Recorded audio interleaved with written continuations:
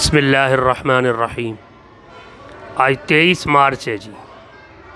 पूरे पाकिस्तान में मीडिया पर आज यौम पाकिस्तान के नाम से छुट्टी भी है, करारदाद पाकिस्तान के नाम से छुट्टी भी है, और स्कूल कॉलेज तालीमी इदारों में भी छुट्टी है, और एक जोश और जज्बा और वलवला भी है।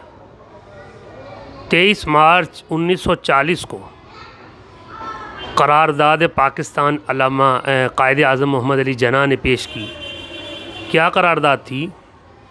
जो आल इंडिया इजलास में पेश की गई, जिसमें कायदे आज़म ने फरमाया कि ये मुल्क हमें एक अलग से ऐसा मुल्क चाहिए जहाँ हम आज़ादी के साथ इस्लामी निज़ाम हैं और इस्लाम के तकाज़ों पर और अपनी मुकम्मल आज़ादी के साथ अपनी इक़्तिसादी समाजी हर तरह की आज़ादी के साथ जो है हम अहले इस्लाम मुसलमान अपनी ज़िंदगी गुजार सकें। ये करारदाद 23 मार्च 1940 को कायदे आज़म ने पेश की, तो इसलिए इसे कहते हैं करारदाद पाकिस्तान। और अल्हम्दुलिल्लाह इसी के नतीजे में 1947 को 27वीं शब माह रमज़ान मुबारक अल्लाह ने पाकिस्तान जैसा आज़ाद मुल्क नसीब फरमाया। जिसकी बुनियाद में क्या है, ये भी एक अहम सवाल है कि पाकिस्तान की बुनियाद में क्या है। सिर्फ़ एक दो बातें, तीन बातें बताता हूँ। सबसे बढ़कर पाकिस्तान की बुनियाद में ला इलाहा इल्लल्लाह मुहम्मदुर रसूलुल्लाह है। बच्चे बच्चे की ज़बान पर यह नारा था। पाकिस्तान का मतलब क्या? ला इलाहा इल्लल्लाह जी। और अल्लाह की कसम खा के कहता हूँ, मक्कातुल मुकर्रमा मदीना तैयबा समेत पूरी दुनिया के मुस्लिम ममालिक में इस्लाम पर अमल करने में, इस्लाम के लिए इजहार आज़ादी इजहार से मुतालिक पाकिस्तान में जो आज़ादी इस्लामियान पाकिस्तान को इस्लाम की निस्बत से हासिल है, मक्का मदीना समेत पूरी दुनिया में कहीं नहीं।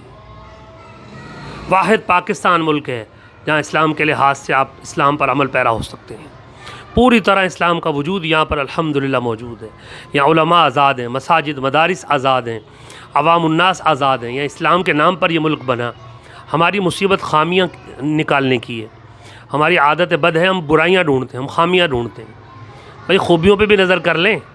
जब आप किसी के लिए त्यों उंगली करके बुराई की कर रहे होते हैं, तो ये 3 उंगलियाँ आपकी तरफ भी तो आ रही हैं। खूबियों पे नज़र रखें मेरे भाई। ला इलाहा इल्लल्लाह की बुनियाद पर यह मुल्क कायम है अल्हम्दुलिल्लाह। ये इसकी बुनियाद है, और इसकी बुनियाद में लाखों करोड़ों मुसलमानों का खून है, हज़ारों लाखों बच्चियों की इज़्ज़तों की कुर्बानी इसकी बुनियाद में। जब पाकिस्तान बन गया और हिंदुस्तान से काफ़िले इधर चले आ रहे थे, तो ट्रेनों पर और बैलगाड़ियों पर और जनाबे वाला इस तरह से ट्रकों पर जब वहाँ से काफ़िले आते थे, तो समंदर और दरिया की पुल से जब गुज़रने लगते, बड़ी बड़ी नहरों की पुल से जब गुज़रने लगते, तो हिंदू बलवाई हैं, सिख बलवाई दरिया या नहर के पुल के दोनों तरफ खड़े हो जाते। दरमियान में ट्रेन को दरिया के ऊपर रोक देते, बसों के ऊपर रोक देते, फिर अंदर घुस जाते, फिर जवानों और मर्दों को कत्ल करते, जवान बच्चियों को पकड़ के ले जाते। आज भी ऐसी सैकड़ों बच्चियां होंगी जो उन सिखों और उनके हिंदुओं के अगवा की और लेके गए और उनके साथ हरामकारियाँ की और उन हिंदुओं के बच्चों को पैदा किया। जब इस तरीके से नहर के या दरिया के पुल को वो दोनों तरफ से घेरते, तो मुसलमान बच्चियों ने क्या किया, ट्रेन या बसों के या बैलगाड़ियों के ऊपर से दरिया में छलांग लगा के अपनी जान दे दी। दरिया में छलांग लगा के जब अपनी जान दी, तो कुछ लोग जो खुद साख्ता खुद मुफ्ती होते हैं, उन्होंने कहा कि जी ये खुद हराम की मौत मर गई, ख़ुदकुशी कर ली। तो अल्लामा शबीर अहमद उस्मानी और बड़े बड़े उलमा ने कहा नहीं, ये शहादत की मौत है, ये अपनी इज़्ज़त को बचाते हुए मरी हैं। इन्होंने अपने आप को काफिर के हवाले नहीं किया कि वो इनकी इज़्ज़त की दर्जियाँ उड़ाए, जो उम्मत मुस्लिमा की इज़्ज़त है, इस्लाम की इज़्ज़त है। इन्होंने अपने इस्लाम और मुसलमानों की इज़्ज़त को बचाते हुए जान दी है। लिहाजा ये ख़ुदकुशी या हराम मौत नहीं, ये शहीद है। ये है इस्लाम की बुनियाद में। इस्लाम की बुनियाद में उन हज़ारों उलमा इकराम की कुर्बानी है, जिन्होंने मुसलमानों के दिलो दिमाग में अंग्रेज़ से आज़ादी हासिल करने के बाद इस्लाम और आज़ादी का तसव्वुर पैदा किया कि आज़ादी क्या है। मेरे भाइयों, ये मुल्क पाकिस्तान का वजूद ऐसे नहीं मिला। आप ये बात, इसके पीछे मजबूत चट्टान जैसी बुनियादें हैं। कलमा तय्यबा की बुनियाद इसके पीछे, हज़ारों लाखों कुर्बानियाँ इस मुल्क के पीछे पूरी पूरी ट्रेन के अंदर से जवानों को निकाल कर कत्ल कर दिया जाता। हज़ारों लाखों मुसलमान शहीद हुए, हज़ारों लाखों मुसलमान बेबस हुए, बेघर हुए, पाकिस्तान छोड़ के आने के लिए बेघर हुए, ना उधर के रहे ना इधर उनको घर सुकून मिला, है जी, ना उधर इनको इधर आके उनको ठिकाना मिल सका फौरी तौर पे। कितना ख़ार और परेशान वो, ये सब पाकिस्तान के लिए हुआ। आज का नौजवान जो गूगल की औलाद है, जो मोबाइल से सब कुछ सीखता है, सुनता है जी, आज की ये नौजवान नस्ल जिसको सिवाय मोबाइल में फिल्में देखने और इन ड्रामे देखने और मोबाइल के अंदर घुसने अपनी तफरीह के अलावा कुछ फुर्सत ही नहीं है, तो क्या पता पाकिस्तान कितनी बुनियादों पर हासिल किया गया, कितनी कुर्बानियों से हासिल किया गया, है जी। जो गानों की जिनको थरकना और नाचना आता हो, जिनको ये नाचने और गाने वाले अच्छे लगते हों, इस नौजवान नस्ल को कौन बताएगा पाकिस्तान की बुनियाद में कितनी कुर्बानी है। लिहाजा हमारे और आपके ज़िम्मे क्या है? नंबर 1, पाकिस्तान के लिए दुआएं करें। ऐ अल्लाह इस मुल्क की हिफाजत फरमा, या रब्बल आलमीन इस मुल्क के ख़िलाफ़ साजिशें करने वाले, बुरा चाहने वाले, बुरा सोचने वाले, उनको नाकाम, नामुराद, ज़लील ख़ार फरमा।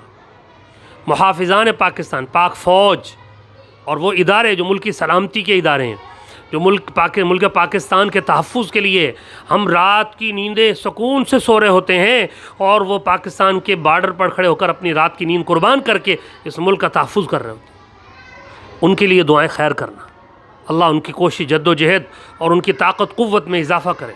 ये एटमी पाकिस्तान है।